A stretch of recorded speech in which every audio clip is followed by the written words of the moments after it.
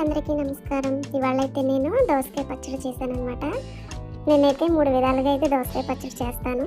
ఇది ఒక రకం అనమాట. చూసేయండి ఎలా చేశాను. ఫస్ట్ దోసకాయ ముక్కల్ని ఇలా ముక్కలుగా కట్ చేసి పెట్టుకోవాలి.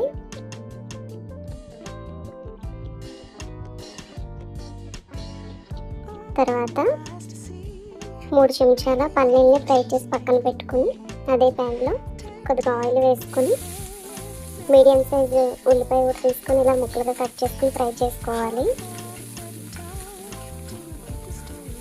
ఇది కొద్దిగా ఫ్రై అయిన తర్వాత దీంట్లో కారానికి సరిపడా ఎండుమిర్చి వేసుకోవాలండి. దోసకాయ పచ్చడి నాకు తెలుసు, నేనైతే 3 వెరైటీల్లో అయితే చేస్తాను. అందులో ఇది ఒకటి అనమాట. ఈ మధ్య మాకు ఈ దోసకాయ పచ్చడి అనేది చాలా ఫేవరెట్గా మారిపోయింది. తర్వాత దీంట్లో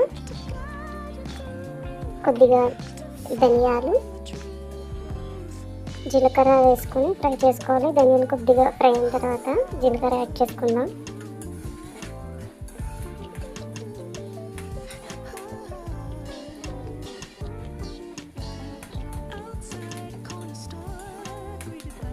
చాలా అంటే చాలా బాగుంటుందండి దోసకాయ పచ్చడి అనేది. ఒకసారి మీరు కూడా ట్రై చేసి చూడండి.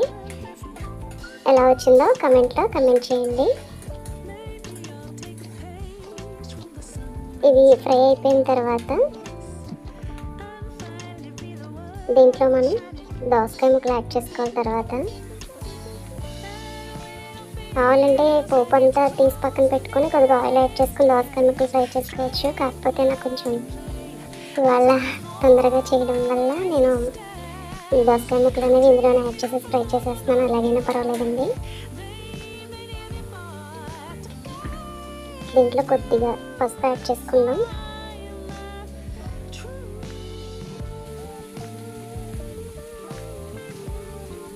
సరిపడా ఉప్పు కూడా యాడ్ చేసుకుంటే మనకి దోసకాయ ముక్కలు అనేవి తొందరగా మగ్గుతాయి అన్నమాట. ఉప్పు వేసుకున్న తర్వాత మొత్తం అంతా ఫ్రై చేసుకోవాలి.